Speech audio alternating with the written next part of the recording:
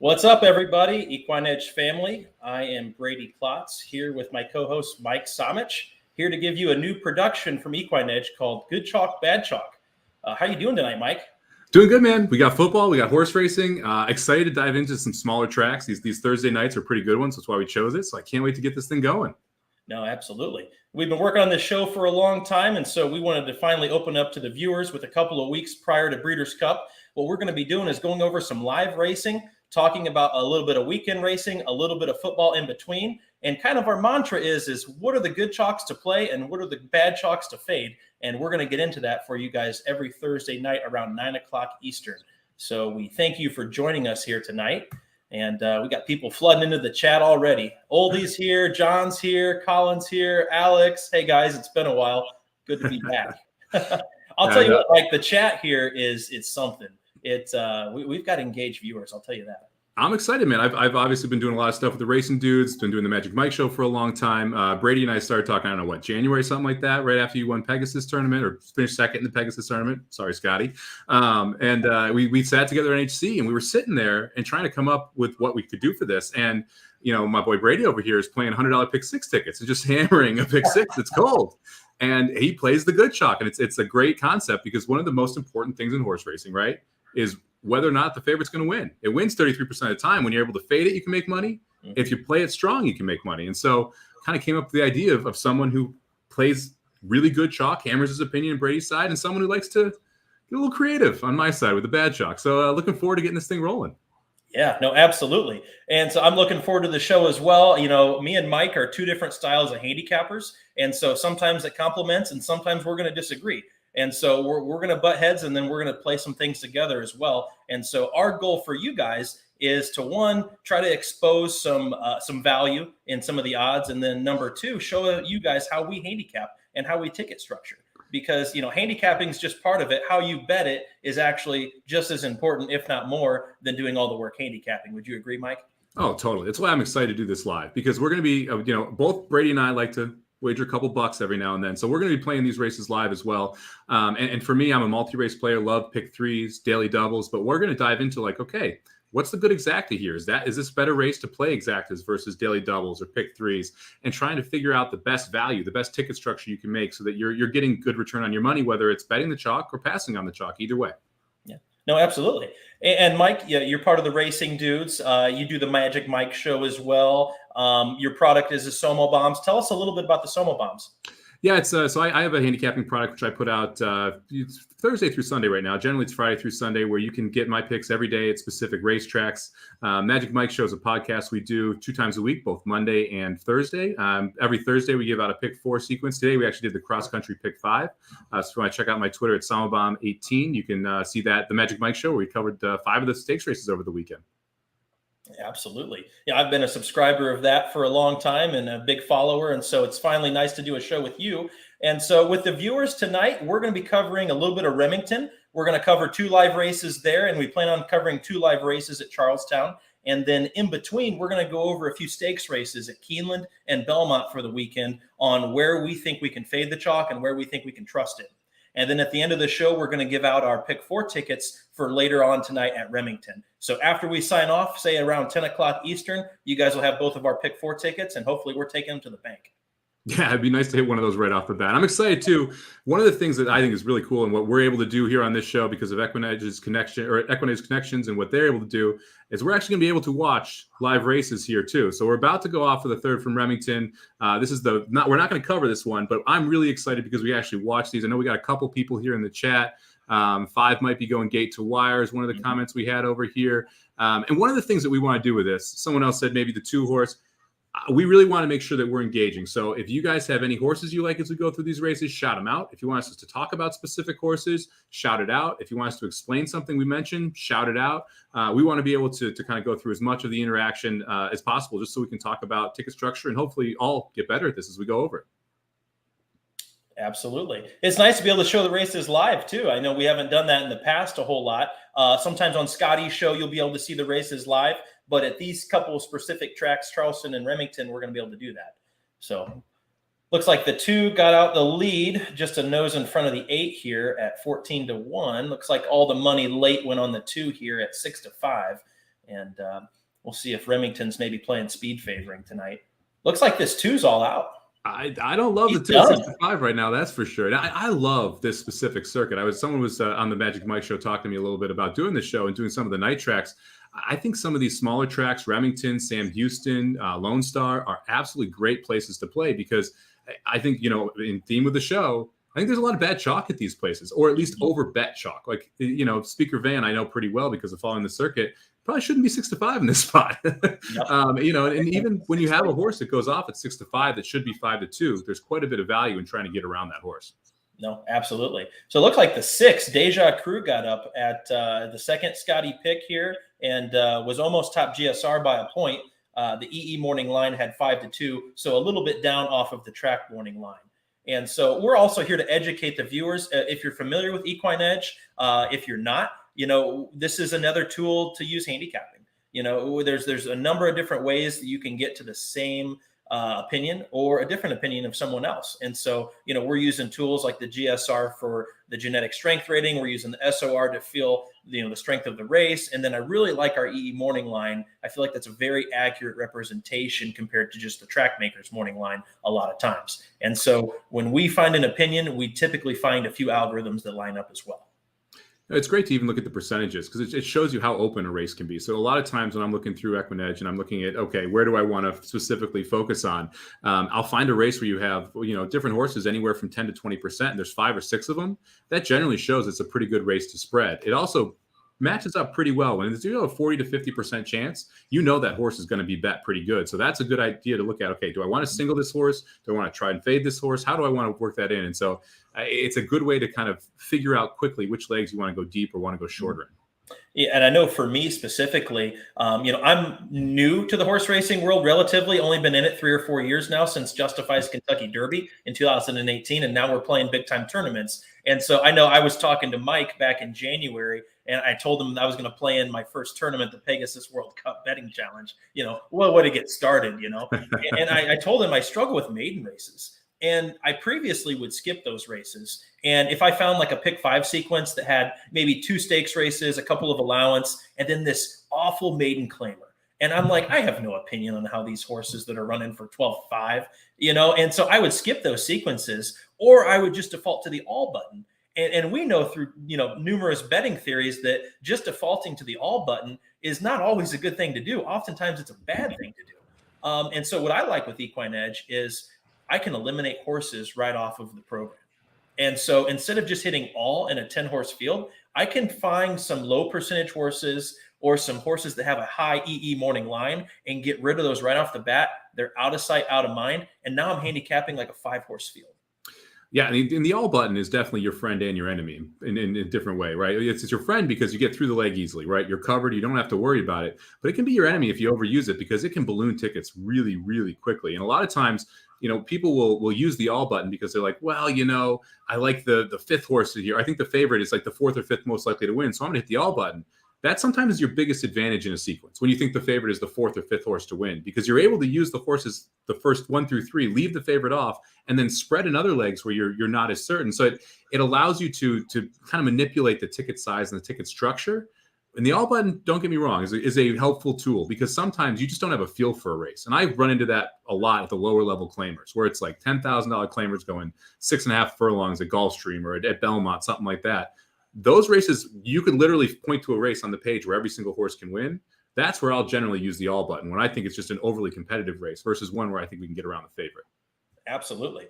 And I think a common misconception is ticket construction. A lot of times people will look at a form and see that there's a 4-5 morning line favorite, and they'll default to singling a horse like that. And then more times than not, that's just a bad way to structure your tickets. What we're looking for is a single that's a mid price where you can really, increase your value in the other legs. Yeah, I mean, having a non-favorite single is huge because it allows you to separate yourself from the pack, right? I mean, when you single the same 4-5 that everyone else does, you have to differentiate yourself in the other legs. If you're not able to, then your ticket's not going to pay very much. And the whole goal is to really increase the value over a win parlay when you're playing pick 5s and pick 4s, is make sure that you get the best bang for your buck. That turf pick 3 is a great example of a wonderful, wonderful bet because the takeout's just 15%, and the $3 denomination forces people to have opinions, right? You can't go 6 by 5 by 4 like you can in some of these 50-cent pick fours and things like that.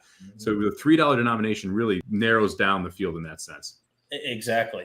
All about ticket structure and how you make those tickets. I mean, we were talking at Keeneland just last weekend. I was there and I hit a $50 straight pick four with all singles, and only one horse was a favorite. So to me, it's like, okay, but then, Mike's the guy, he finds the bombs. I mean, oftentimes you're not afraid to single a horse that's 8 to 10, 12 to 1. No, that's how you crush. I mean, to me, it's all about hitting big and getting out, right? You're looking for a low denomination, a big time payout, and the way to do that is to find ways to differentiate your ticket from the other people that are playing in the pool, because you're playing with everyone else who's sitting around you. You're trying to have a better ROI essentially than everybody else who's sitting with you, and the best way to do that is to be contrarian. If you're always playing the favorite, or you're not playing the favorite strong enough, and that's where the mistake really happens. And that's why I think this is interesting.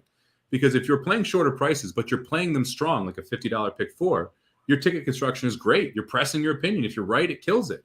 If you're playing it weaker and you're playing, each one of those with 3 horses in each leg, you're going to crush yourself long term. So you really have different styles that you can choose to play and how do you want to attack the races.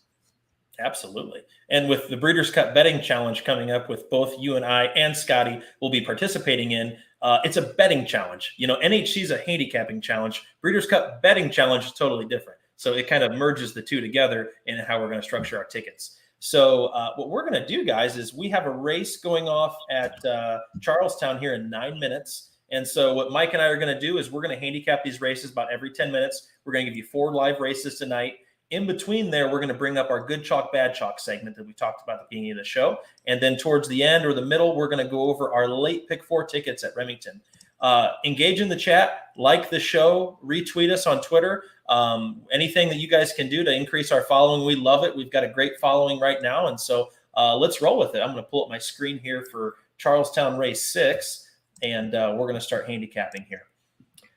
So this race is off in 8 minutes, and I'm not sure about the post drag at Charlestown, if there is or is not one, but we'll try to be as close as possible. And on that note, I do applaud Gulfstream because their post drag has been phenomenal the last year. They're going off on time, and I love it. It's not the 10-minute delay anymore.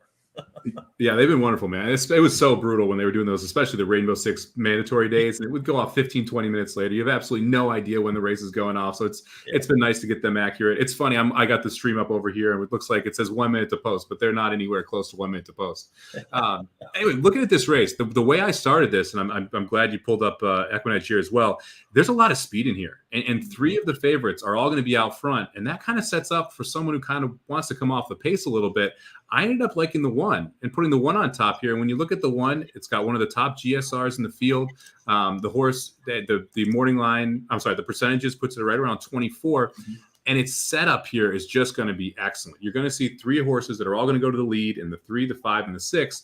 The 1 horse is the one that can kind of pick up the pieces. Not as fast as the 3, 5, and 6, but should have a pace edge in this spot. Mm-hmm. And pace handicapping is oftentimes overlooked. Whether someone's just looking at a figure or a number, I want to know where the race is going to be visually in my mind.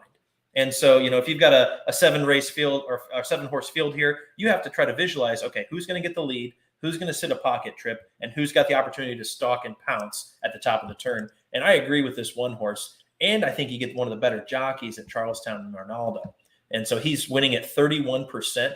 And when he runs for Runco, they're teaming up at about a 35% clip here. And so that's a good jockey-trainer combination there. And as you see, the jockey's on fire and the trainer's on fire as far as our little equine edge emojis go. You've got a couple of horses. Based on the win percentage, it looks like a 2 or 3 horse race. Did you give any love to the 3 here or the 6, Moonlight Shadow? I looked at the 6 a little bit. But I didn't. The 6 horse wasn't the one that I thought really stood out to me. To me, like the 1 horse is tough to get around, and now we're staring at 1 to 2 on this 1 horse as well, which is kind of crazy to me. Now it's down to 3 to 5. So the price just seems to keep dropping here in Charlestown. Oh, I think are we on? I've got the 5th at Charlestown up right now, so they're actually delayed. That's what's going on. So we're covering. We originally looked at the 6th and the 7th. Yeah, and the 5th is about to go off at here. 9:21. So okay, we got a little delay at Charlestown. It wouldn't. So let's quick cap. Yeah, let's quick cap the 5th here. So yeah, the 1 quid pro quo, 1 to 2, right, or 3 to 5 right now on the line. dropping down in class or staying at the same level, but second time out for a barn that does well. Looking through here real fast, 6th horse is a first-time starter who is 24% barn with a top jockey and trainer connections. Man, this is one of those races where I get why the one horse is 3 to 5, but I'm not really interested in taking 3 to 5 on a horse coming out for the second time who didn't break well first time out. No, not at all. What's interesting to me is I looked at the long shot here, Jubba's Fancy, the 8 horse. This horse has had many chances here. He's running at the same level. It looks like the Equine Edge Morning Line wants him at 3 to 1 rather than 10 to 1. Could just be an experience factor. Maybe this is his time, but for me, this 8 horse, I probably wouldn't be playing. I think I kind of know what I'm going to get out of that horse by now. Any horse that's 1%, 2%, I usually just knock right off the system here. Or if their EE morning line is extremely high, like 30 to 1. And so I'll go through and knock off a lot of those horses here, and I'll kind of get down to handicapping a 4-horse field. And, if we're looking at here, I'm looking at, okay, 4.5 furlongs. I want some speed. We really don't know what the 6 is going to have first time out, but he is the top GSR. And that's one of our best algorithms is the GSR, especially first time out, and for it to be a top pick. So the system really likes the breeding here on the 6 Master this. And he's not the favorite. He's actually the second choice. I might have just thrown a little win bet in on the 6 here. I think 5 to 2 is a little bit of an overlay what the value should be. I think the 1's getting slightly over bet. 1 may be the most likely horse to win, but 3 to 5 versus 5 to 2 is a lot more value in the 6 horse. I mentioned it right off the hop. The trainer is 30% trainer. We got a 16% jockey, 24% first time out. So there's quite a bit of value here in looking at the 6 horse. And you mentioned the GSR. I mean, it is one of the better algorithms that's in here, but not only that, this is a significant GSR advantage. I mean, it's a 10% advantage, 6 points over the second highest horse being the 8 at a price. I mean, if you almost wanted to do a GSR play, you could also go play a try 6 with 1-8 with 1-8 and see if you could get a price there in second and beat the favorite in the top spot as well. Yeah, no, absolutely. We'll see how this 6 runs first time out. And a lot of times what I'll see is when I know what I'm going to get out of a horse, like the 8 here, for instance, look how many times this horse has ran. We kind of get that bang up third place finish, never quite good enough. And so I would rather take a chance on a first time starter than a horse that's had plenty of races to prove his track record. Yeah, I couldn't agree with you more. I am anti-lifetime maiden on top. Any of these horses that have had 8-9 efforts and are not changing anything, that's key. Yep. If they're dropping in class from maiden specialty to maiden claiming, if they're trying 2 turns for the first time, if they are trying the grass for the first time, those are reasons to like a horse, right? Especially one that hasn't won yet or give it another chance. But when they're doing the same thing for the 10th time, they got to beat me. I'm not taking any type of short price on them. No, absolutely. And some of these tracks, these will be like journeyman horses. It's kind of like when I tried to play pro golf for a living. I was like this 8 horse. Just could never cash a check playing golf. So, but yeah, we kind of know what we're going to get. And what Mike had said, they're not changing anything. They're not dropping in class. This 8 horses ran a 44, a 42, and a 42 SOR. This race is also a 42. Are we going into the gate or what's the holdup at Charlestown? Okay, we're going into the gate. We are loading here. So I have a win bet on the 6, and I'm debating whether or not I'm going to drop a 6-1-8-1-8 try here. But I do think the 6 is the value here at 5 to 2. Okay, Bluegrass. Dan says GSR alone is worth the EE sub price. I agree. I found that, so I started using the product probably about 3-4 months or weeks ago and used it as it's kind of one of my spot checks for me. So I'll handicap a race and I'll look at Equine Edge and check out what I like in the algorithms. The Scotty long shot to me is something that's come up consistently with my plays. I end up on that horse quite a bit. It's a nice, it means that anytime I'm handicap a race, I don't have it anywhere. I always double check that Scotty long shot to see if it's someone I should relook at, get back into there, using a ticket somewhere, because we seem to agree quite a bit there. Exactly. Oh, I remember at NHC, we were all at the table and you would get to a horse and we'd look at the system and say, oh, the horse that Mike got to that he liked as the bomb is the Scotty long shot. And so, I mean, that happened 8 or 9 times, I feel, at NHC weekend. It was pretty crazy, and a lot of the ones that I ended up playing that had productive races ended up running well. So it's a nice way to kind of validate that opinion when you're taking a look at it. And it's always nice to have a shot at a long shot. I mean, it's a good thing to look at. And sometimes when they get bet down, especially, that's kind of one of those giveaways. There were 4 or 5 times. I know when we were at NHC, we both tagged 2 horses in 2 races that were 10 to 1. Both went off sub 2 to 1. Both of those were the Scotty long shots. It was one of those where it's like, oh, yep, nope, that horse is going to get some money. That's why it's always good to have those horses in your multi-race wagers, that it's not starting the sequence on that horse. Because if you have a 10-1 morning line and it goes off at 2-1, if you catch him in the pick 3 or pick 4 as the second or third or fourth leg, you get a lot more value. Yep. Okay, let's see if the 6 can show any speed. Oldie likes the 2 horse here. Equine Edge likes the 6. We're going with the 6. Yeah, we're hoping we can get the 6 home at a little bit of a price here. The 2 horse is actually interesting as well. I mean, this is the first time off a long layoff as a 4-year-old, which is one of those spots that I like. Oh, we missed the break. Yeah, missed the break first time. For the lead. All of it, and you can miss the break. That's what a start with the show, right? It's always the break. That's one of the frustrating parts about playing the horses, though. Is sometimes you just have it doesn't go your way. It doesn't break your way, right? Moving this horse up, though. I mean, he's trying to get him back in position. Let's see if the one's not getting a good trip at all. It looks like the 1's already all in. Yeah, the 1 is pushing pretty hard. The 8's sitting there in second or third. The 6 actually 6 motoring. I mean, this is a trip note on the 6 for sure next time. Look at this 6. He's still coming. Is that the 2 running away? Yeah, it's the 2. Look at the 6 is going to get for second at least. Wow. Put a trip note on that 6. Excellent call on the 6 too. Or on the excellent call on the 2 horse here in the chat as well. There. I met Oldie at Arlington Million Day. That was awesome. Yep.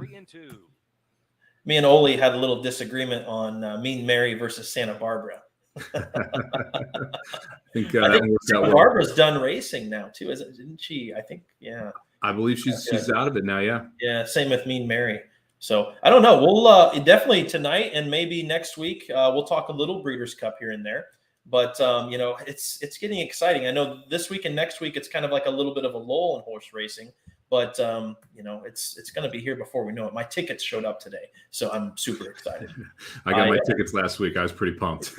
I literally was checking the mailbox like 4 or 5 times a day, and my neighbor's retired, and so literally like sits in her driveway all day getting a tan, and like she kept on giving me these weird looks, like, "What do you keep on going? What are you looking for? Like, this is weird." And I'm like, "It's Breeders' Cup. Just deal with it." Just deal with it.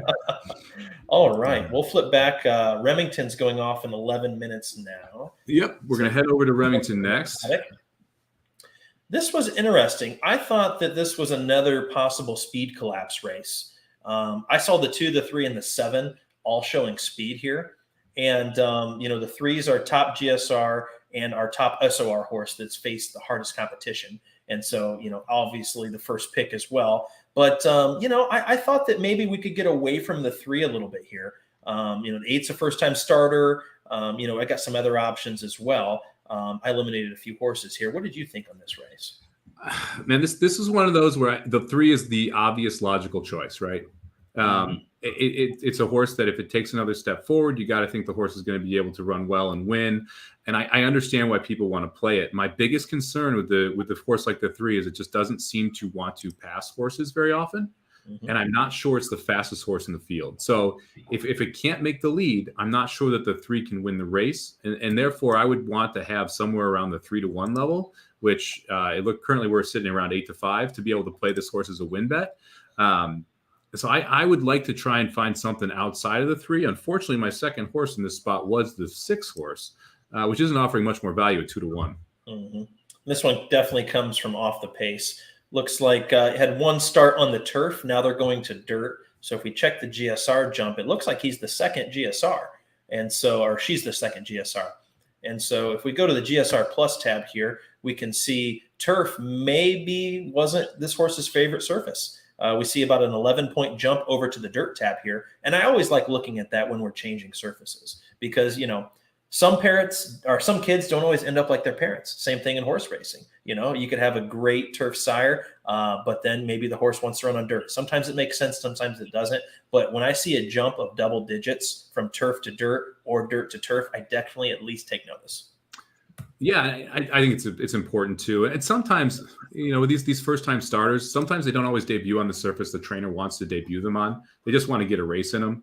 And a lot of trainers will start in a shorter turf sprint and then move them over to the dirt when they think they're ready to go. And that's kind of what we saw with the 6 horse, where I believe really an effort just to get the horse a race. If you watch the race, kind of just lot dawdles around early and then kind of makes a big rush late, but clearly needed a little bit more distance, which we're getting today, going 6.5, and should appreciate the dirt. So I think the 6 at 2-to-1's at least a little bit interesting. It seems like these two tower over the field, and so the question is, do you play a straight exacta here? Do you try and play a double into the next? Did you look at any bets for this one yet?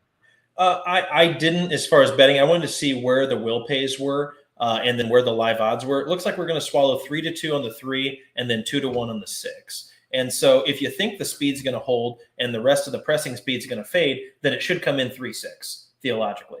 But if you think that maybe the pace is going to collapse a little bit and the 6 can get up for the win, then I wonder, okay, who are we going to use underneath? Who's going to be coming running late? Or is it a situation where the speed of the speed hangs on for second? And so I could see myself doing a little 6-3 exacta here. We could look at race 5 real quick and see if there's any horse that we really liked. I really liked the 7 in race 5. So if I was going to play a double, I'd probably end up going a little 6-7 daily double here, just because of the pace advantage that we think the 6 is going to sit perfect trip.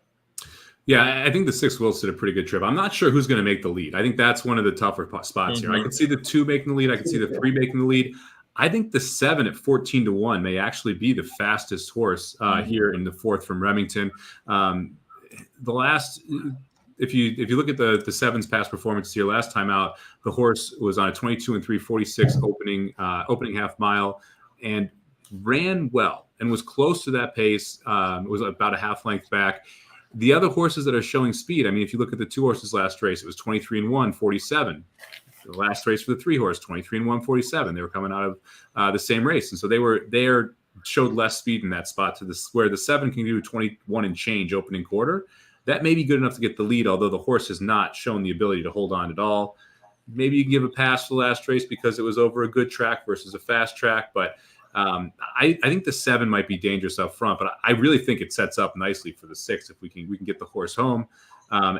The next race for me, I was looking at the 3 horse. So if we check I'm going to jump over here and check the doubles real quick between the 6-3.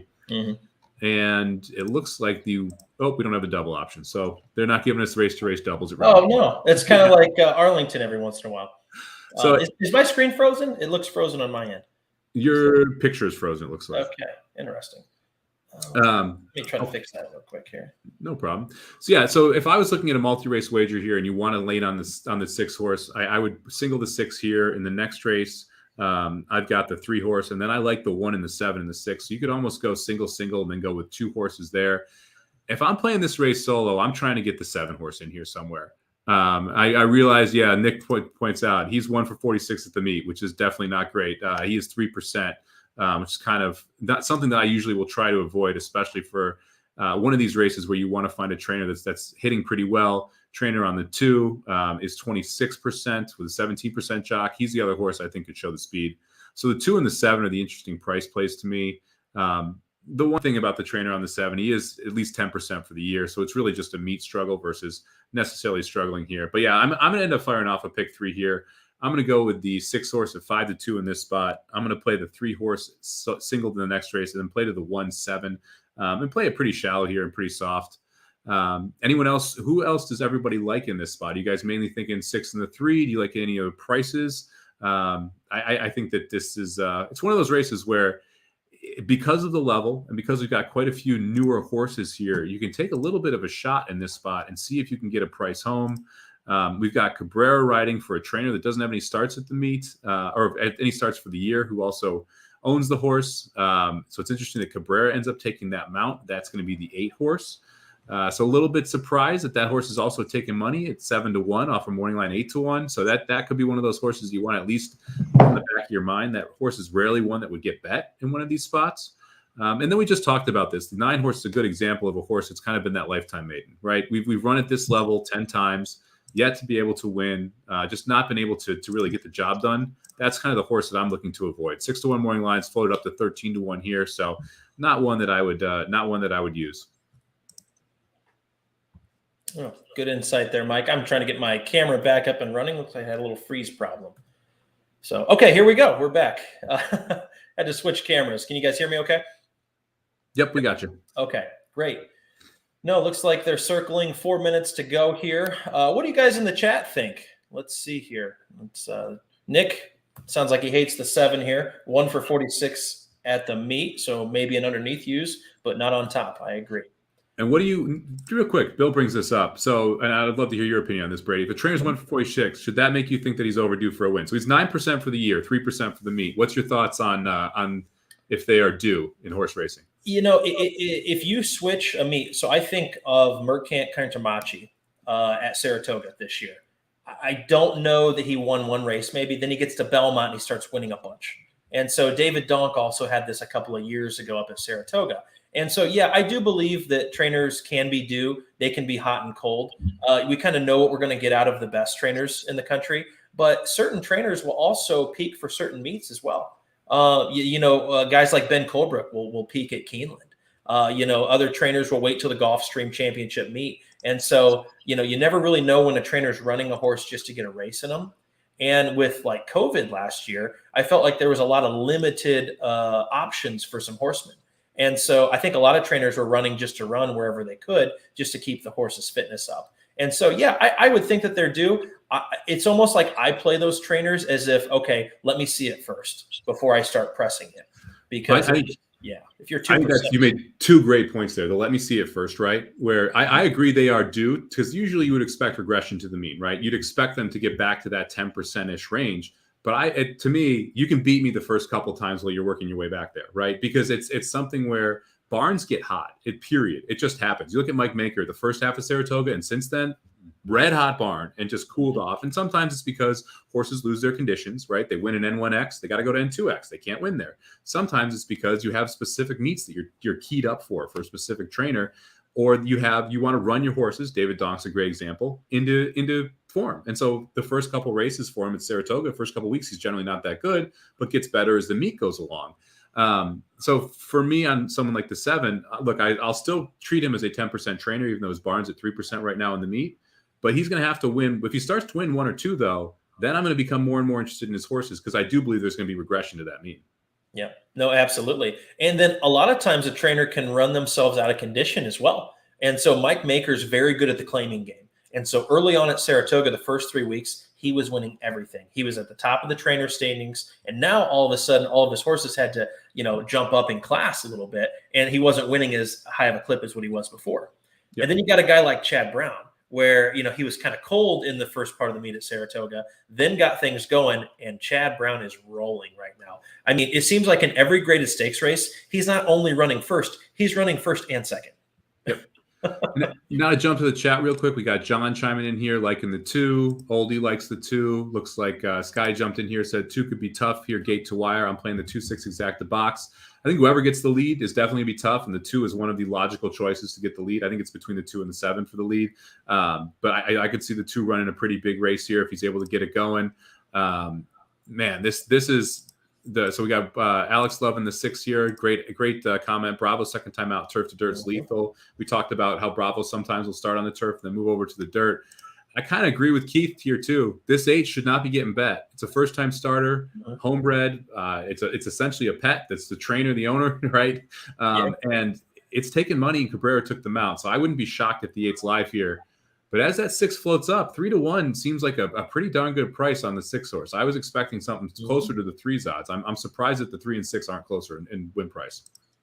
Yeah, I would have thought they would have been about dead equal. And so maybe everybody else is kind of seeing maybe the 3 getting loose on the lead, but we think the 2 or the 7 may be faster. So we'll see what happens here. See if we can beat this 3, the favorite, at 7-5. And so for me, I'm going to play a pick 3 here. I'm going to go 6 with 3 I'm going to go 1, 4, 7 in that last leg. See if we can get a price there and go single to try and get her going. Absolutely. I love hammering tickets like that, especially in pick 3s with a couple of singles. And so, kind of walk us through, you decide to single here, single the next leg, and then go 3 deep. He's not singling a favorite here. And then in the next leg, you're singling, is it what was the horse? Singling the 3 horse in the next leg. 3 horse, who is also not going to be the favorite, we don't think. So he's beating 2 favorites here and trying to create some value. Let's see what happens at Remington here. One of the things I always look for when I'm playing those pick threes, and in this case, I can't play a double, so I'm not going to look at it. But I always, if I'm playing single in a pick 3 or pick 4 sequence, it's important to know what the double would have paid if I just bet a $30 double, right? Versus playing a $10 pick 3 with 113, because that, if you need to make sure you check yourself on value for that, because a lot of times playing the double is actually more valuable and there's less risk because it's 2 races instead of 3. Yep. Yeah, Scotty's here. He's behind the Equine Edge chat, so he's here. He's hidden. Hey, congrats to Scotty for qualifying for the BCBC today. So shout out to McKeever. Just went ahead and won the qualifier. I guess I talked to Scotty briefly. He said he handicapped for 5 minutes, put his picks in, went and did something else, and then got home and found out that he won. Must be nice, right? I got a text that I thought he won a qualifier. So I thought he hit for 165 or 500 in one of those. I didn't realize he won a seat when he texted me, which is absolutely awesome. It's great to have Scotty in that. It's going to be a blast out of Del Mar. I actually just realized I got these puppies sitting right here. Is there anything more beautiful than those? I mean, shout out to Breeders' Cup for the quality of tickets. I mean, it's the whole experience. If you've never been to the Breeders' Cup before, you need to get out there. Yeah. Like, do it next year. This year, Keeneland. Next year, they're going again. Were you at Keeneland last year, Mike? I've only been to Keeneland once. It was for a tournament during COVID. So I like, that's the Holy Grail racetrack. Oh yeah, that's right. We both played it. It was the whole rainy weekend. Yep. That's that. I haven't seen it in its full glory, right? I've never been there with the stands full and the crowd going nuts. So I'm excited to go to Keeneland next year. I'm hoping to make it back out there in the spring. The Keeneland has, if anyone's interested in the tournament scene, wonderful tournaments. I mean, you have top 5 or 6 or 7 usually that get both an NHC and a BCBC seat. So it's a great place to play those if you're interested in playing them. Yeah, I didn't play last weekend and had a career day, so I'm still losing sleep over that. It looks like you were right. The 7 was the fastest horse in the race. Went and grabbed the lead. Looks like the 3 might have broken badly here. Yeah, that 3 is in trouble from that spot, especially on the rail. You need to run absolutely huge to be able to get it done. Yeah, where's our 6 at here? The 6 looks like he's back where the 3 is, and so we'll see if this 7 at 17-1 can maybe take him gate to wire. And there's that first time starter ended up floating up to 9-1, so it didn't take any late money there. The 6 is starting to absolutely chug around the outside. The difference with the 3 and the 6 from that spot, 6 wants to close. The 3 wants to be up toward the lead, and so it's a much better spot for the 6 to be in. And I think this is going to be a 2-horse race here coming down to the wire. Let's see if this 7 can get home at a big price, or if it's going to be that 8, the first-time starter as well, putting in a great effort. It looks like the 7's got horse, though, at the top of the stretch. We'll see. It's always interesting. They either don't have anything left or they're loaded when they're not asking them. You're not sure which it is. Yep. Here comes the first-time starter, the 8. It's going to be a battle. Looks like he's pulling away. A little green in the stretch, but the first-time starter with Cabrera up. Man, we should have banged this super, man. 8-7-6-2. Yeah, and look at the 6 running late for third. It looks like the 2's trying to get up. Okay, the 6 did. So, wow, 8-7-6. Big effort by the 7, though. But, if we look at the past performances for the 7, that's just kind of what he does. He kind of goes out there, kind of a speed and fade type.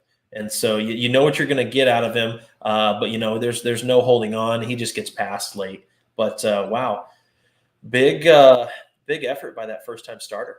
I love this. We got some people hitting. Keith had the 8 here. Yeah. Excellent, man. That first-time starter getting bet is one of those angles, especially when it doesn't make sense. That horse shouldn't have gotten bet when you look at the performances. There's not a workout you can point to.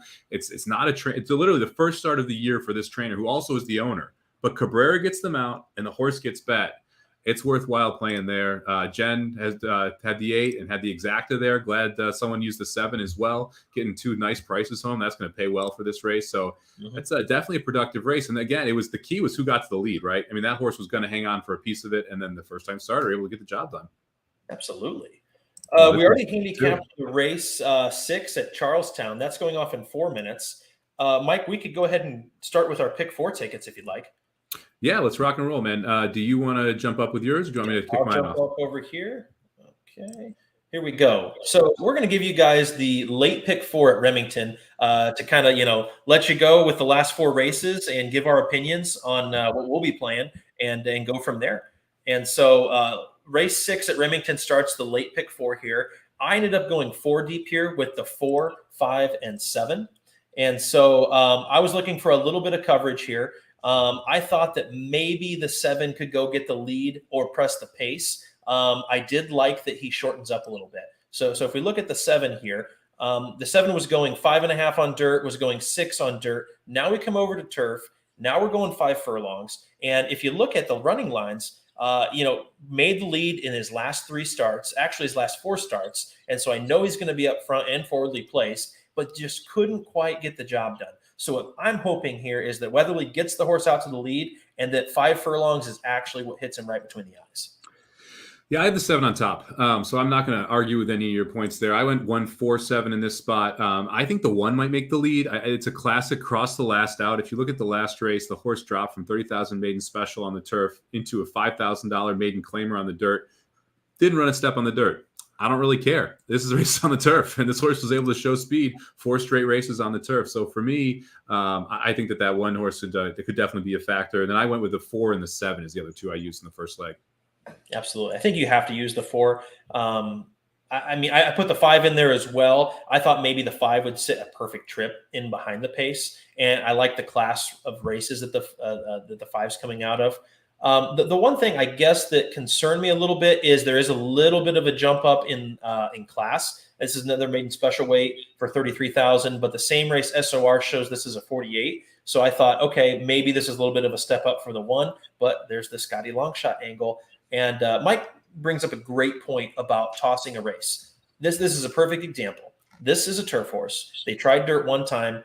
Put a line through that race. Don't even look at that last effort because essentially that last effort might not matter. Yep. It's just the wrong surface for the horse. So it's one of those where you just kind of draw a line through it, get rid of it. And that's a lot of times how you can find a price. Is by giving excuses to horses in races where other people aren't willing to do so.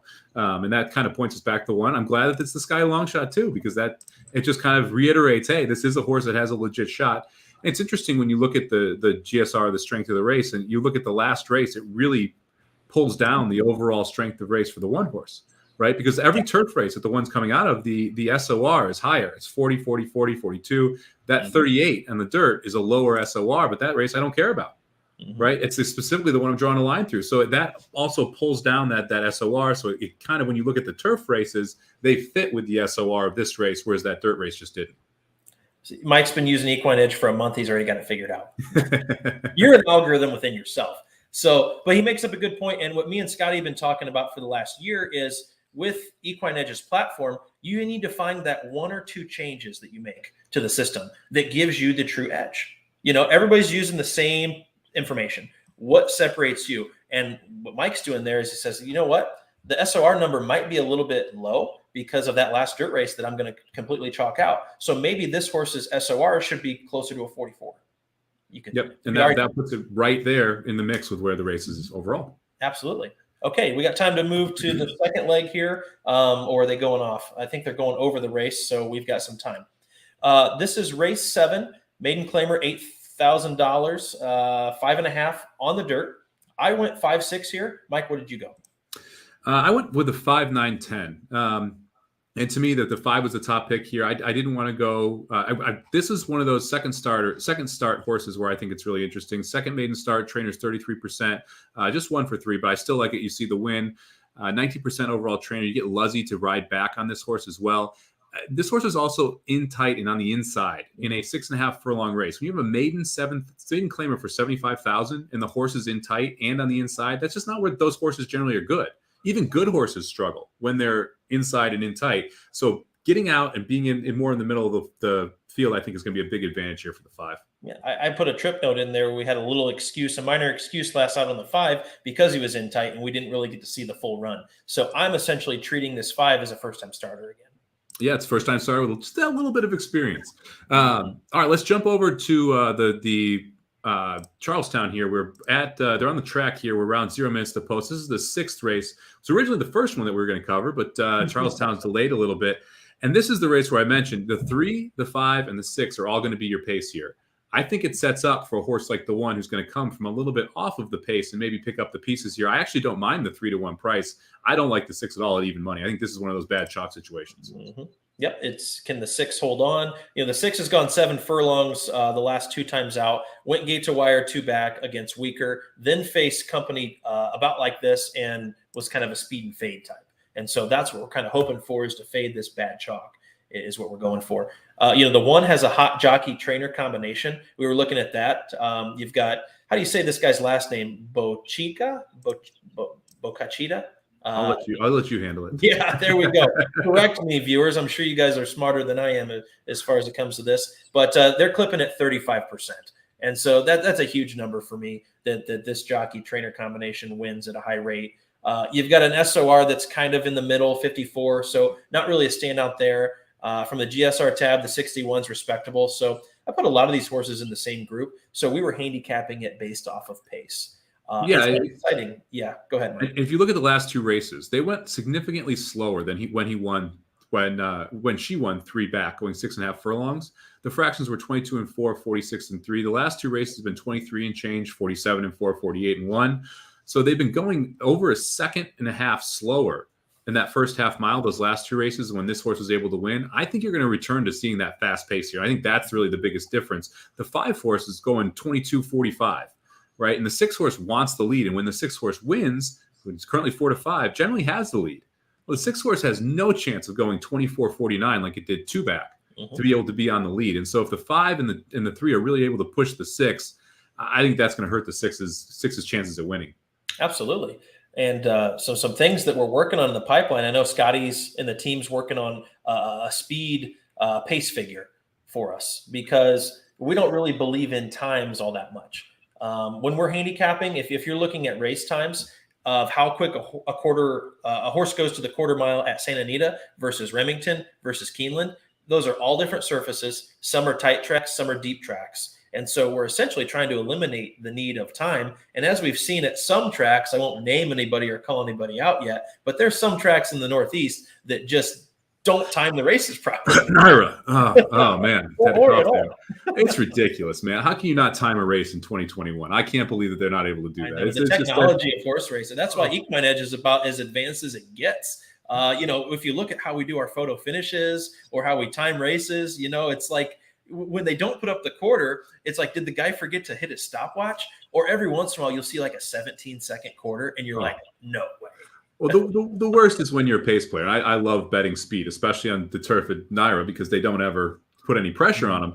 And you see it go up like 25, 51, and you're like, oh, this is great. They're totally walking. And then you realize it was missed time by 2 seconds. They really went 23, 40. And you're like, come on. Like, you got me so excited for no reason. The horse just quits like a dog in the stretch. I'll tell you what, I thought that they mistimed the Arlington Million this year, or the Mr. D Stakes, because 2 Emmys went 52 and change. And when I saw that fraction, I turned to my buddy Greg and I go, that can't be right. There's no way that James walked the dog going like 26 and 52. Well, he did. And that kept Domestic Spending from winning the million. And we got to talk about 2 Emmys a little bit. That's one of my bad chalks for the weekend. That's a horse where you just saw at a monster price, and now you're supposed to choke down 3-1 in a race where he's not going to be able to get the lead, and it's Druth all the way on the outside. Oh yeah, absolutely. That was kind of like Zulu Alpha winning the Pegasus World Cup, or United finishing second in the Breeders' Cup Turf. All of a sudden, you're not getting more than like 6-5 on those horses in any race going forward, and then they kind of fizzled out a little bit. So we're about to watch the race live here from Charlestown. I am going to play the 1 to win. Did you end up playing anything here, Brady? I didn't. I thought that the 6 was definitely a favorite that we could beat here. I like the trip that the 1's going to sit. I looked at the 3. If I was betting this race, I'd probably put a little win money down on Eternal Heart here, the 3. I think it's going to be another trip scenario. I'm hoping that maybe the 5 can press the 6, and that the 6 doesn't get a loose lead. And I think the 2 is actually going to show some speed as well, the cheap speed. Yeah, this is one of those spots where I think you're going to see a lot faster a pace than some of these horses are accustomed to. And it's going to set up for a horse that can really, really come from off the pace, or come not far off it, but sit a nice trip. And I expect the 1 horse to be sitting on the inside both turns, tilt out on that second turn, be able to run down the 5 and the 6 who are probably going to be up front. And Sky's mentioned this a couple times, and I fully agree. This is one of those spots where the 6 wants to be on the lead, and the 5 is just faster, right? And that really makes the chalk vulnerable in this spot. That makes that 4-5 price just a tough pill to swallow. Okay, looks like they've got them all in the gate here. 4's acting up a little bit. 4's not happy. Now the 1's acting up a little bit here too. I'll tell you what, if I was a horse, I'd probably be a bad actor.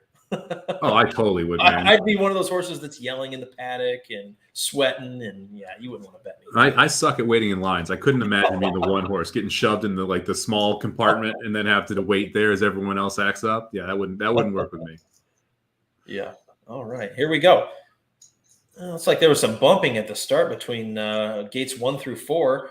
6 goes out and gets the lead, but pressured by the 5. So 5 just won't let him go. So that 6 is going to not get the rail. And that's kind of, this is the trip the 6 was hoping not to have, right? Mm-hmm. Where you're going to be forced out in the 2 path, probably going faster than I expect. I mean, if they throw anything up here in the 22 and change, this is 2 seconds faster than what the 6 generally does in its opening quarter. Absolutely. Really loving where my 3's sitting right now. Man, 24? Didn't seem that slow. No, it didn't. But that didn't seem that slow at all. That's crawling. Yeah, it looks like the 4's making a mid-race Mike Smith move here, kind of going balls to the wall here. Let's see what this 4's doing. I never like it when my horse is in between 2 horses here. So my 3 here, he's under pressure because he's got a horse to the outside. Now he's got a horse to the inside. It's kind of like if you're claustrophobic, you hate this situation. Yep. Yeah, the 2 actually looks pretty comfortable on the rail there. And the 6, I would have thought would put away the 5 going these fractions by now. But it looks like it's just going to be a straight pace duel the whole way around if the 2 can't get this rail trip. Jesus. Is that Rosario on the 1 there? It goes, saves ground on the inside, goes 3 wide, runs big for 3rd. Looks like the 6 is going to re-break. The 2's giving him hell, though. Man, they like. Oh, 6 got it done. Oh, that is not how a 3 to 5 shot should run. No, that's not what you're looking for when you're betting a 3 to 5, especially when you look at these fractions: 24, 48, 114. Then they went 7 seconds for that last 16th. I mean, that is not very fast. Yeah. Awesome. All right. Well, there's Charlestown. There was a chalk that was worth trying to beat there, and the 2 was the long shot play.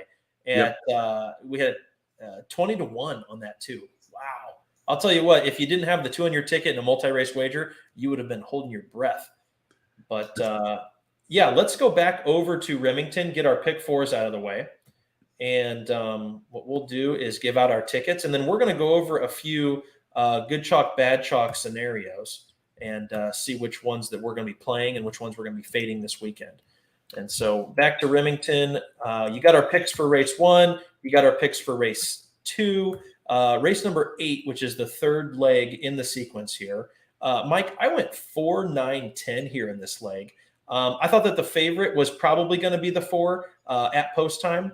And so I definitely had him on my ticket. I felt like he's going to be out near the lead. He's got the class to back it up. You got a good jockey trainer combination. Then I also went down to the outside here. And I'm not familiar with Remington on if outside posts are a bad thing. But I was looking at the races that the 9's coming out of. I'm completely drawing a line through his last effort here. As you can see, the trouble was retreated. They pretty much just shut this horse down, gave him a race. Okay, we're going to come back better next time. On the 10, I do like that this 10 also is showing speed. They've tried him on turf, and that didn't seem to work out. Now they got him back on dirt again. And so I think that the 10's got a shot from the outside as well. Also, our top win percentage. What did you see here? Yeah, I think the 4 is a logical horse to take here. So I'd use the 4. I ended up going 4 deep here. I did include your 9 as well. This is one of those horses, like you said, the last race is just a draw line through it. It was significantly closer to the pace the previous 3 races. Once that break didn't go its way, they just kind of wrapped up the horse, saved it for another day. And now we're going to see him come back here. Protonico too. That's Medina Spirit's sire. So it's interesting there. I remember. So that's is it a freshman sire this year? Because second season, when I believe. We were doing our Derby show, Medina Spirit didn't have a whole lot of pedigree to go off of for our GSR. Yeah, I think it's second season for Protonico there. The 10 horse, which you mentioned, I did not use.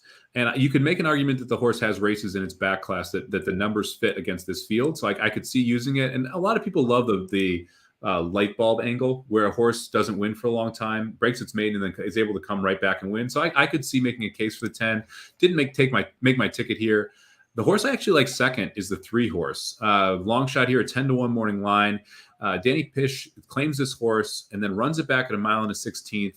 And now is claimed it for 5, ran it for 5, and now is deciding to protect the horse. So for me, this is one of those steps up in class, which I think is awfully interesting when you have a trainer who makes a claim and then makes money off that claim, but chooses to then run that horse protected. They want to keep this horse. They don't want to lose this horse for $5,000. And so I think it's interesting to see this one, the 3 horse at 10-1, show up in this spot. It's also a 4-year-old. So late in the season, 4-year-old is an angle that I like to use where it can move forward. I'm also a fan of the factor that's a very good sire, especially for a place like Remington to show up, Son of Warfront. So I think there's definitely a price here in the 3. The other horse I used was the 1 horse, Implicator. This one's going to break from the rail. I just like that we're getting third off the layoff. This horse's numbers fit. If you look back, ran in stakes races at Oaklawn Park, so his face better. Didn't run that well, but it's one of those where it's like if the trainer and the ownership group think it's good enough to end up there, and this is Ron Malquette who knows what he's doing, then I believe the horse has some talent. So I ended up 4 deep here with a 1, 3, 4, 9. Very good. Recognize this horse. This was supposed to be Steve Asmussen's next best one a year or 2 ago. I remember betting this horse when it was in Asmussen's barn. It's kind of funny. They show up at these smaller tracks under 8 different trainers a year later. It's Brober. You never know with him. Yeah, he gets horses home at Remington. He does. All right. How we're going to get paid in the last leg at Remington, going 8 furlongs on the turf. I prefer turf racing to dirt. I'm not sure about you, Mike, but I always love trying to find my prices on the turf races. I feel like they're a lot more wide open. They're a lot more pace dependent. Would you agree? I love turf, man. I do significantly better on turf than I do dirt, so I'm excited to get on the lawn here. Good, good. I went 1, 2, 7, 9 here. You got the 1 newscaster who's going to show some speed. Looks like he's a pressing speed. Might not be the fastest horse in the race, but is definitely going to be up there. And I think he'll appreciate the 2 turns based off of his last couple performances. I also used the 2 here, Alex June. I thought that this horse, if there is a little bit of a pace meltdown, this could be the one that would be coming running late. And I'm going to draw a line through his last race on the dirt here. Looks like he ran okay, weakened in the end, but at the end of the day, they're getting this horse back off on turf. The other 2 horses I used were the 7 and the 9. He's a suitor. I always love looking at this line 2 back where he was DQ'd to 3rd. And so I'm like, okay, what happened here? There was bumping going on.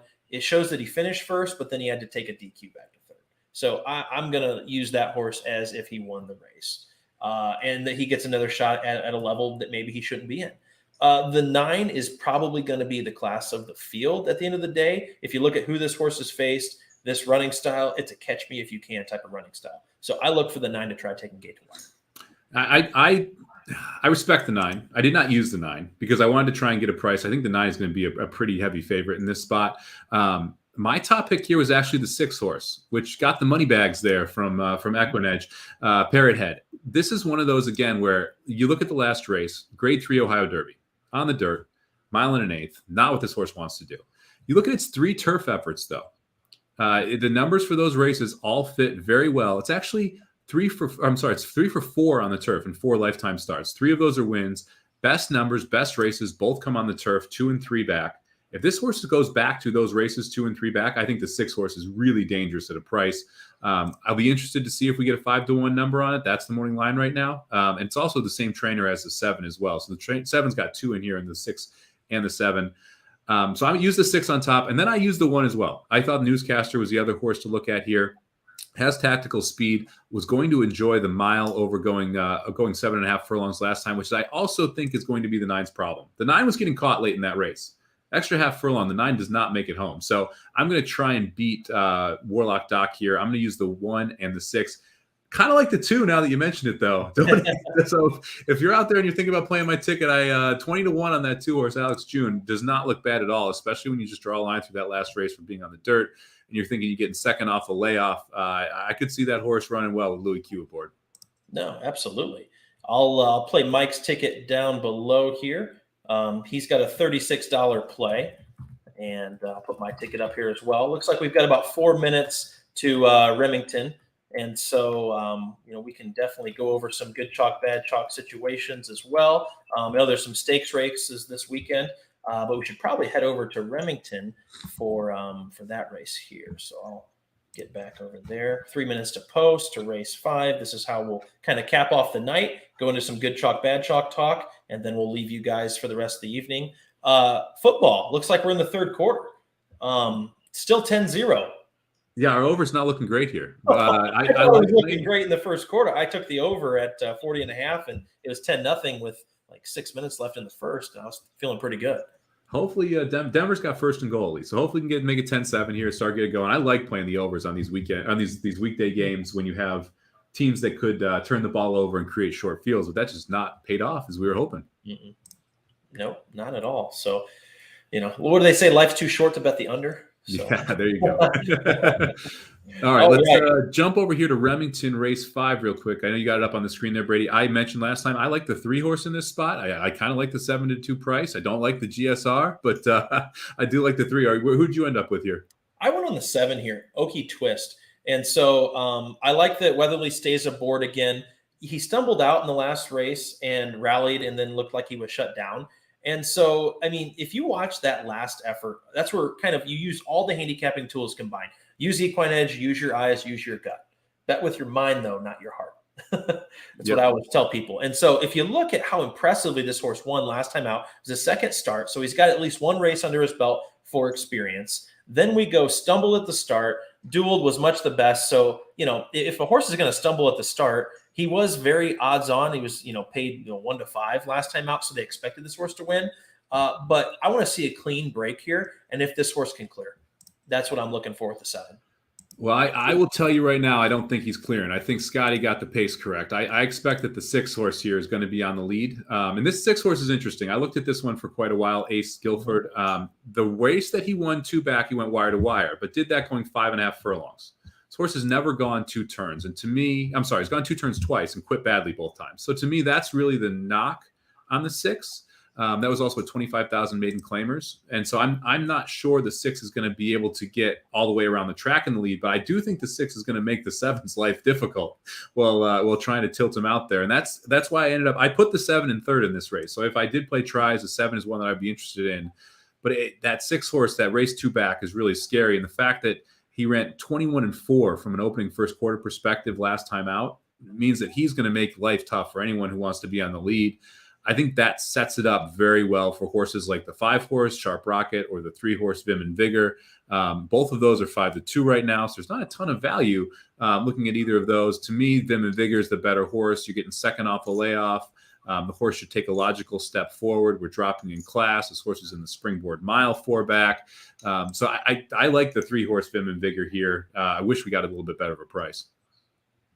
Absolutely. All about the prices here. So I think we're going to know a lot in the first furlong of this race on how it's going to shape up, going into that first turn.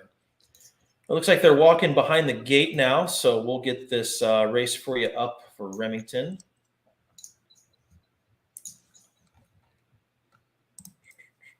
Oh, Broncos scored. So 10-7 now.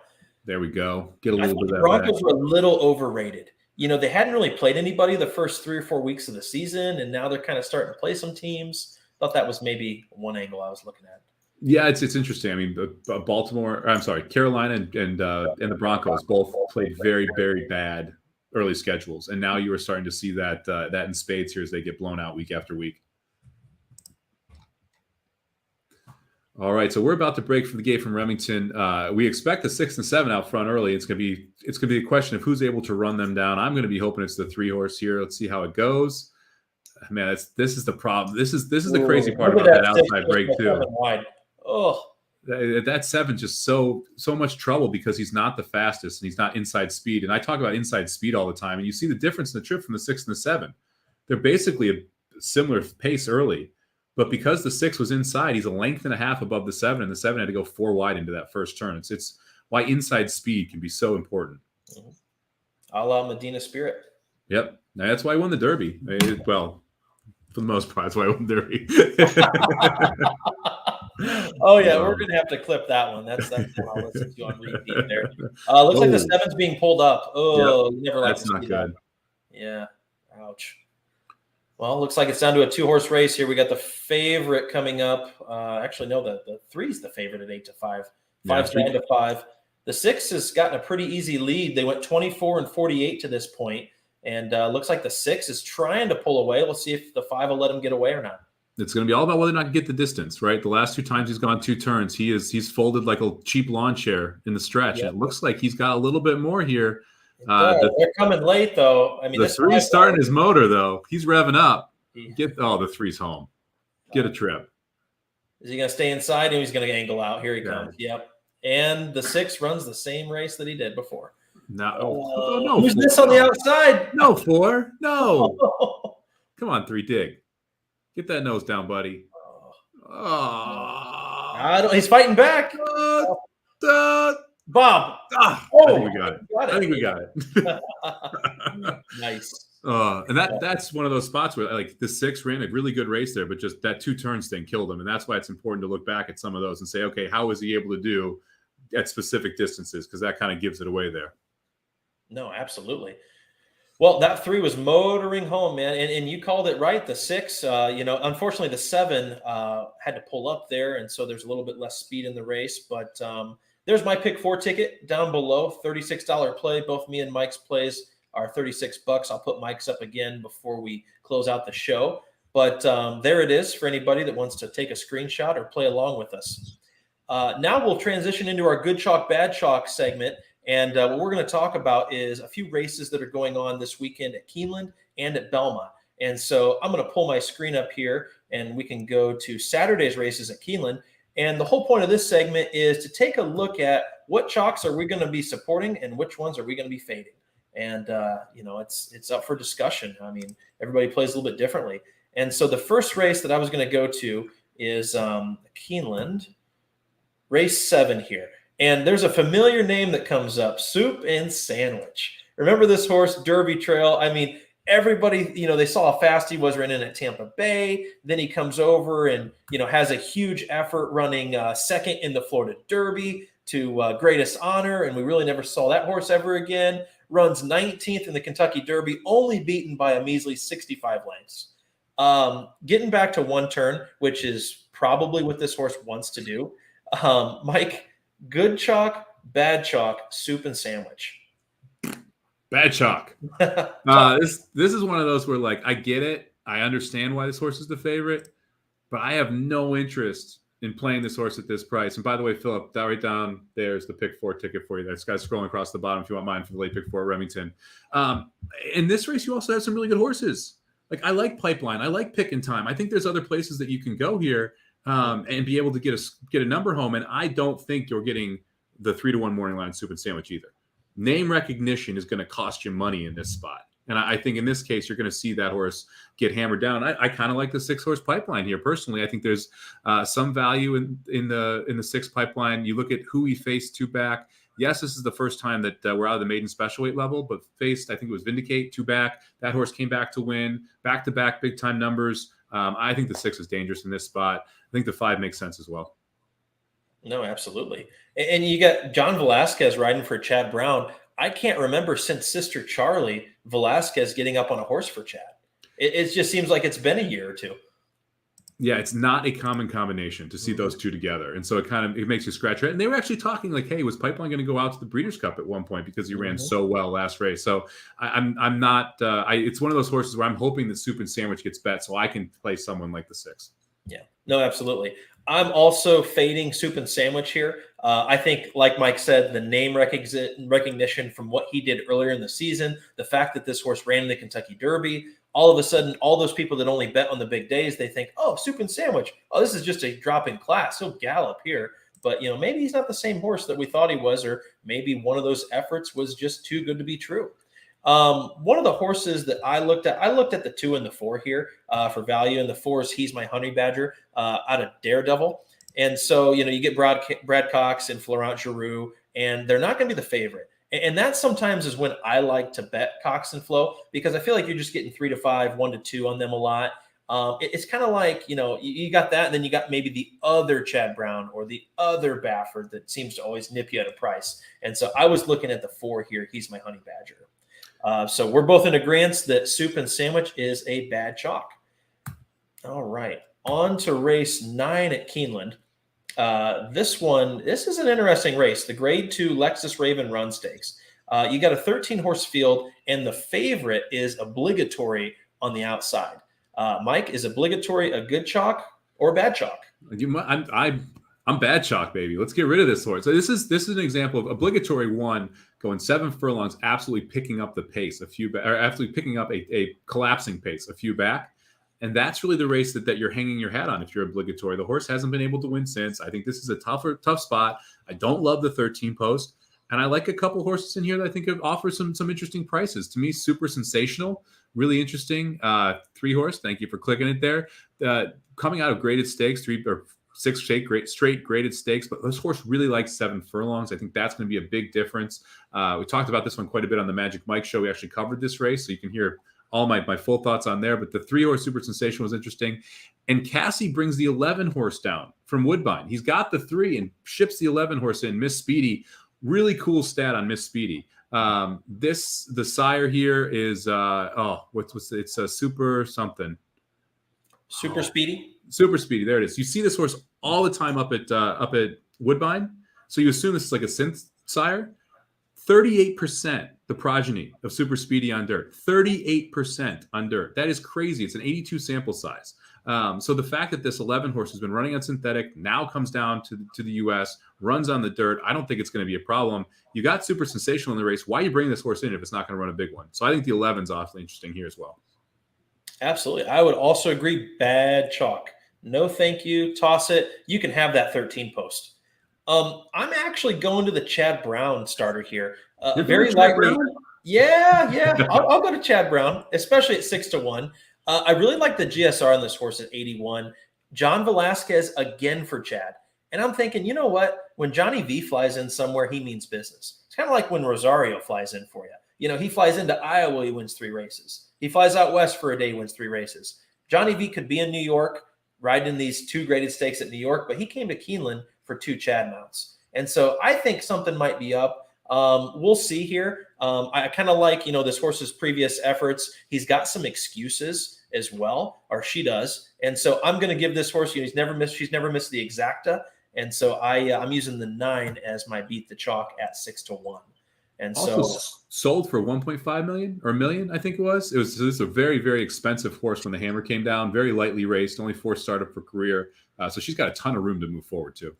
Speaking of the sale, I know I was in the Keeneland sales ring just last week, and we snuck in there, and I don't think I was supposed to be there because there was a guy in a green jacket running after me. So I just booked it out of there. I got a photo first, just, if you don't take a pic, were you really there?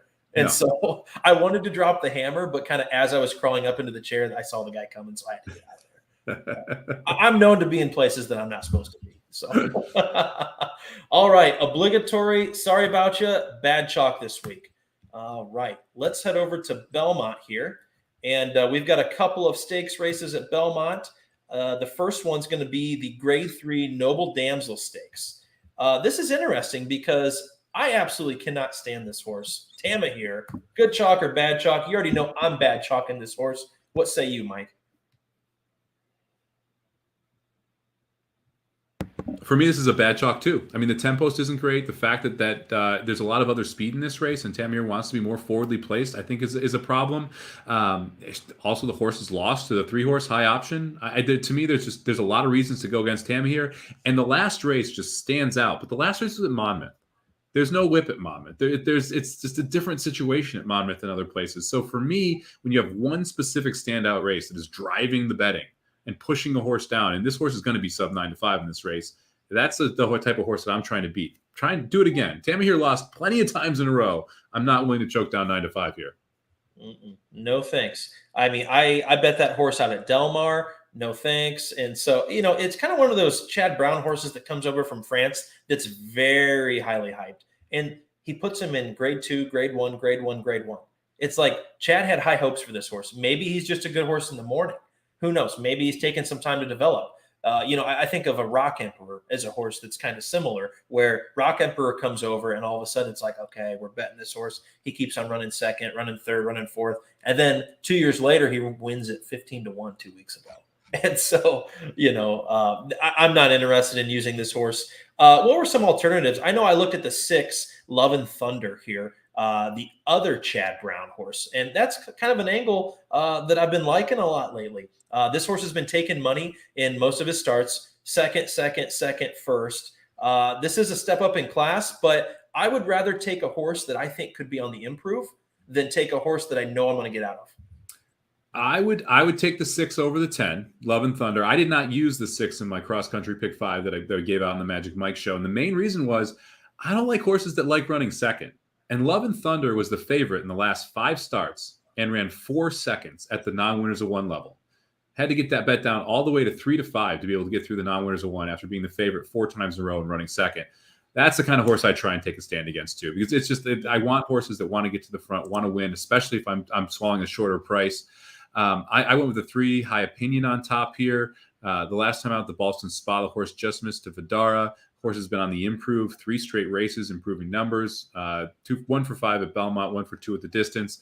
And I also think the 1 horse In a Hurry is interesting. Coming out of the Shug Barn, this horse has taken a step forward in each of its last 3 races. Needs to continue to improve to be able to win, but has some tactical speed from the inside and should sit a perfect trip. Absolutely. There's some other options for you guys. Anybody else? I didn't really see anybody else that I liked in this race here. So let's beat this 10 and call it a bad chalk. All right, we'll head to Belmont race number 9, I believe, once we refresh the screen here. I think you got 3 Chad Browns in the next one. This is how it used to be with Chad. It was, man, which one is the live one? Which one's not live? I remember at Keeneland earlier this year, my buddy was going to bet Sacred live. Yep. And I was all over Raging Bull. Anybody who watches this show knows that I'm like the biggest Raging Bull fan in the world. And he breaks my heart more times than not. But I just love him. And to be there and see him win, and I heard that he's going to stud next year. So the Breeders' Cup will be his last. The Breeders' Cup Mile will be his last start. And so I'll get to see him there. But one of the best looking horses of all time. Yep. All right. Public sector, good chalk or bad chalk? Is public sector the favorite here? Wow. I like this is better chalk, but still bad chalk to me. I think public sector is definitely competitive, but and I'll answer this real quick. Then I'm gonna jump back to Colin's question here too about the last race. Public sector to me is a decent chalk. This horse deserves respects. 5 to 2 is not a bad price. If you get 5 to 2, that's not bad. To me, I think the 11 here is just really tough in this spot. And one of the points that I made earlier was that the 11 horse, the last 2 races are better than any other horse's race in everyone has to improve to beat the 11. Every single horse. Now, one of them could improve and get the 11. This is a 3-year-old turf race, but the 11's last 2 races are better than anyone else is running here. And the 2 just missed him by a neck. The 2 you're getting 8 to 1. The 11 horse you're getting 3 to 1. Those are the 2 horses I end up using on my tickets here, with the 11 and the 2. But I do respect the 9 horse here. It's a close to good chalk. All right. To me, the 9 horse will be my first good chalk here. I love this horse, public sector. I like it when Pratt's on him, maybe a little bit more than Irad, because I feel like him and Pratt have a good horse jockey connection here. And, this is a grade 2. And what type of horse is this? We ran him in the juvenile last year at Keeneland. So Chad obviously had high hopes after a second place finish in the Pilgrim prior to the Breeders' Cup. Then he kind of gives this horse a slow start getting into the year. I just feel like this horse always runs his race. He never wins ultra impressively. And so, but there's been a lot of great horses over time that just get the job done. I think of like a Bricks and Mortar. And I'm no means comparing public sector to Bricks and Mortar, but Bricks and Mortar would often do enough to get it done. And so, some of these horses I know I'm going to get, and I'm looking at the alternatives. The 11 horse, obviously, from a class perspective, is, probably the horse to beat based on back class. But, he's got that 11 post and it's his 3rd start in America. Clement and Rosario, they can get hot. I know that I've been watching, Mike, your other show, Magic Mike show, and you've been talking a lot about Dylan Davis getting some of those Clement mounts. Yep. And look what happened up at Woodbine. I bet the 10 La Dragon T, which was 5 to 1, the Rosario Clement, and the other Clement horse wins with Dylan Davis. I don't know what happened, but all of a sudden Dylan's been getting the good Clements, and they're going off at a price too because no one expects it. But if you look at the last 2 weeks at Belmont, he's been getting the good ones, and then to get a grade 1 win on a Clement horse, I think it was 8 to 1, 6 to 1, something like that. Able to get the job done up at Woodbine, so that was definitely good to see. This is public sector is one I respect. The one knock, like I said though, the horse has to improve 5 to 10% to beat the 11, somewhere in that range, and it's tough to say that the horse should be the favorite when you have to improve to beat another horse in the spot. Absolutely. If there's a guy that can do it, it's Chad Brown, and he's hot right now. All right, Mike. Well, the viewers, thank you guys for the chat. The chat was lively tonight. We apologize if we couldn't get to everybody, but thanks for doing the show, Mike. A lot of fun with you. We'll be doing this next week again on Thursday night at 9 o'clock. And then we plan on doing a little Breeders' Cup special show as well, maybe the Wednesday or Tuesday before Breeders' Cup, before me and Mike travel out west to Del Mar. And so any closing thoughts, Mike? Yeah, it's fun. Looking forward to doing this. We're going to try and do this every week. So you'll see one of us, hopefully both of us every week. If not, we're going to try and have some people fill in so we can jump in and out, have a couple guest hosts here. Maybe we can convince Scotty one day to get on here too. But let us know what you think. Let us know if you like segments. We want different changes. Our goal is to cover the live races and then talk a little bit about the weekend. So thank you for everyone for joining. Numbers were absolutely awesome. Really appreciate everyone jumping on, hitting the like button. Make sure you check me out, SoundBomb18 on Twitter, and check out Brady over at Brady Klotz on Twitter there. Make sure you're following Equinedge, and make sure you're subscribing so you know anytime we go live. Yeah, absolutely. Like, retweet the show, subscribe, share it with your friends, and good luck handicapping, whether you're playing the good chalk or be fading the bag chalk. All right, we'll see you next week. Later.